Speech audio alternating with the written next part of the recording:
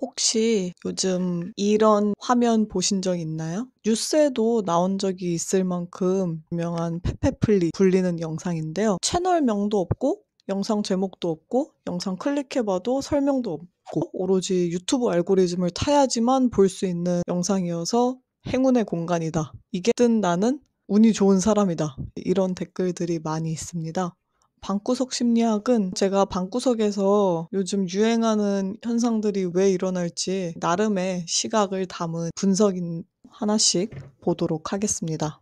페페플리가 인기인 이유 첫 번째는 희소성 효과입니다. 심리학에서 말하는 희소성 효과, 사람들은 희귀하고 내가 어렵게 얻을수록 그 가치를 더 높게 평가하는 경향이 있다는 뜻인데요. 페페플리는 검색이 안 돼요. 저도 검색해보려고 했는데 페페플리라고 치면 이젠 굉장히 많은 짝퉁 페페플리들이 있더라고요. 진짜 페페플리 아예 찾을 수도 없었습니다. 그래서 이 채널은 발견한 사람들이 내가 비밀스러운 걸 발견하고 선택받은 사람이다 라는 착각이 들기 쉽게 만드는데요. 희소성 효과와 관련된 실험 하나를 말씀드리려고 합니다. 1975년 워셜과 동료들은 흥미로운 실험을 했는데요. 참가자들한테 똑같은 쿠키를 두 병에 나눠서 보여줬습니다. 하나는 그 병에 쿠키가 10개 가득 들어있었고 다른 병에는 딱 2개 남아있었는데요. 두 병에 있는 쿠키는 완전히 같은 쿠키예요. 똑같은 종류고 맛도 똑같고 양의 차이만 있었을 뿐입니다. 그런데 사람들이 2개의 쿠키만 있는 경우를 10개의 쿠키가 있는 경우보다 더 맛있다. 그리고 더 가치가 있다. 라고 평가를 했습니다. 같은 쿠키인데 개수를 보고서 2개짜리가 훨씬 더 맛있고 더 좋은 것일 거다라고 생각을 한 거죠. 평상시에도 이런 걸 많이 겪을 수 있죠. 포켓몬빵이 초반에 나왔을 때는 엄청 희소해서 편의점 돌아다니면서 찾으려고 이랬는데 요즘 많으니까 별로 먹고 싶지 않더라고요. 페페플리도 나만 아는 희소한 모든 사람들이 쉽게 찾을 수 없는 이라는 컨셉 자체가 강력한 매력을 만들어내죠. 두 번째는 페페플리가 정보를 주지 않는다. 정보를 제공하지 않는다. 즉 무정보다 라고 하는 점인데요. 우린 정보의 홍수 시대에 살고 있고 모든 콘텐츠가 계속 말을 걸고 설명하고 보여주고 어떻게든 주의를 잡으려고 노력하고 굉장히 화려하고 자극적인 장치들이 쏟아지고 있습니다. 점점 더 수준의 자극들이 필요해지게 돼요. 유튜브 초창기 영상들은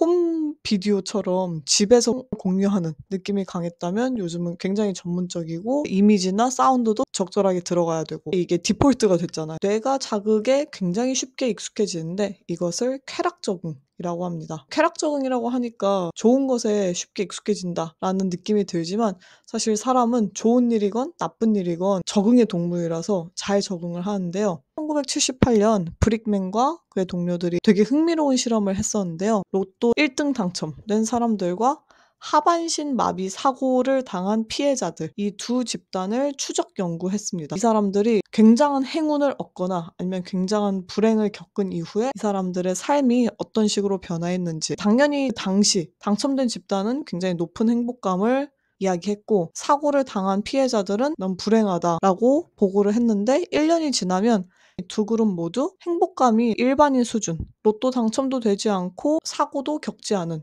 일반인 수준으로 돌아옵니다. 결국 적응하는 게 우리의 생존 기제고 그렇기 때문에 자극적일수록 더 센 자극, 강한 자극을 제시해야 인간은 뭔가 다르다, 뭔가 끌린다, 흥미롭다 라고 생각하게 되는데요. 사람 주의를 끌고 유지하는 것이 굉장히 쉽지 않습니다. 그래서 계속 자극으로 갈 거냐? 그렇지 않을 수도 있다 라는 것을 에서는 제시하고 있는 거죠. 계속 자극적으로 강도를 높이는 것은 한계가 있을 수밖에 없거든요. 왜냐면 그게 천장이 없기 때문에. 그러면 역발상으로 의미를 계속해서 제시하려고 하는 시대에 의미가 없는 것, 어떤 식으로든지 당신이 해석할 수 있는 것이 곧 의미이다. 정보음이 새로운 정보가 되는, 그래서 인포메이션이 없는 것이 오히려 새로운 정보, 뉴 인포메이션이 되는 그런 의미를 담고 있지 않을까 라고 생각해봤습니다. 그 영상에서는 아무런 말도 하지 않습니다. 정보도 주지 않고. 그래서 많은 분들이 사회적 실험이라고 생각하시는 것 같아요. 굉장히 의도적인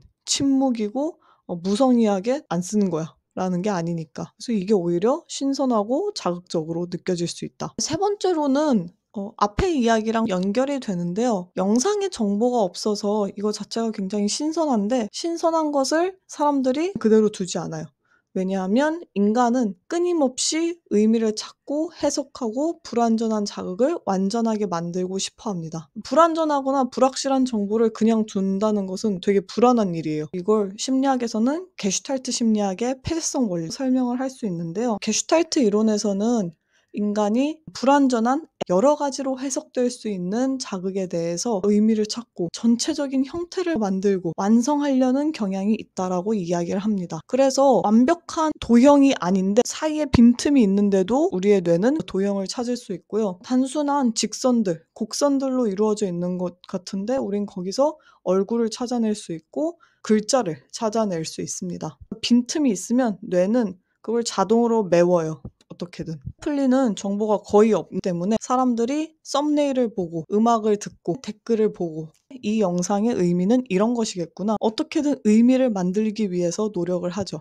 그게 사람들로 하여금 굉장히 적극적으로 이 영상에 참여하게 하고 해석을 만들어내게 하고 영상을 함께 체험하는 듯한 느낌을 줄 수 있습니다. 수동적으로 소비자가 아니라 적극적인 능동적인 소비자가 될 수 있도록 영상에 댓글을 보면 되게 훈훈한데요. 사람들이 자신의 안녕뿐만 아니라 타인의 안녕도 많이 바라는 모습을 보면서 마음이 따뜻해지더라고요. 온라인상에서 익명의 커뮤니티에서 찾기 힘든 댓글창이 계속해서 함께 하는 곳이 아닌데도 일회성 커뮤니티인데 타인을 생각하는 모습들을 보면서 두 가지로 생각을 해봤는데요. 가장 쉽게는 사회적 모델링이라고 생각이 들었습니다. 반두라라는 심리학자가 사회적 학습 이론을 제시하면서 보보인형 실험이라는 굉장히 유명한 실험을 이야기했는데요. 사회적 학습 이론이라고 하는 것은 직접 학습하는 것만이 학습이 아니라 간접 학습, 사회적으로 학습하는 것도 학습이라고 뜻입니다. 사람은 꼭 직접 겪지 않아도 다른 사람을 관찰하면서 행동을 학습하는데요. 보보인형 실험에서는 아이들이 어른이 인형을 때리는 걸 보고 자기도 그 인형을 때리는 모습을 모방하면서 학습하는 모습을 보여줬습니다. 관찰만으로도 행동은 전염될 수 있다는 것을 보여준 실험인데요. 페페플리의 영상에서 대다수의 댓글이 분위기가 좋을 수 있는 이유는 처음에 누군가가 선풀을 달았고 많은 사람들이 공감하면서 모방하면서 나도 이 사람의 분위기, 이 사람의 댓글 내용처럼 따뜻하고 훈훈하고 누군가의 안녕을 바라는 그런 댓글을 쓰고 싶다. 그런 사람들이 점점 더 많아지면서 선순환이 일어날 수 있지 않았을까라고 생각합니다. 기본적으로 페페플리는 음악 플레이리스트이기 때문에 사람들이 음악을 들으면서 자신의 상황이나 정서 상태에 따라서 느껴지는 바는 다 다를 거다라고 생각을 하는데요. 이렇게 훈훈한 글창이 될 수 있었던 이유는 상담에서의 반영 떠올랐습니다. 상담에서 굉장히 중요한 기제 중 하나는 감정을 반영하는 것. 감정 반영은 내담자가 표현하는 이야기 속에 들어가 있는 감정. 내담자가 몰랐을 수도 있는 감정이죠. 상담자가 당신은 지금 이런 감정을 느끼고 있군요. 당신이 지금 느끼는 감정은 이런 거 수 있겠네. 되돌려주는 거예요. 내담자한테. 그러면 내담자가 나도 모르는 이런 감정을 내가 느끼고 있었네. 그래서 그랬구나. 이렇게 스스로에 대한 이해와 인식을 더 증진시키는 건데요. 이렇게 하기 위해서 상담자는 내담자에게 거울 같은 존재가 되어야 한다라고 이야기를 합니다. 반영을 잘하기 위해서는 비춰줘야 되거든요. 내담자를 잘 비추기 위해서는 상담자가 거울처럼 잘 닦여 있어야 돼요. 이 플레이리스트가 요구도 하지 않고 스스로에 대한 설명을 하지 않아서 사람들이 잘 닦여진 거울처럼 바라볼 수 있지 않을까라는 생각이 들었습니다. 이 채널은 아무것도 요구하지 않아요. 보통 유튜브 채널에서 가장 많이 요구하는 것은 조댓구알인데요. 좋아요, 댓글, 구독, 알림 설정까지. 이 네 가지 기본적으로 요구하고 있는데 아니면 직접적으로 말을 하진 않더라도 내심 바라고 있는데 그것에 대한 이야기가 하나도 없습니다. 요구하지 않고 있을 때 사람들은 무조건적이구나 라고 느끼는 것 같아요.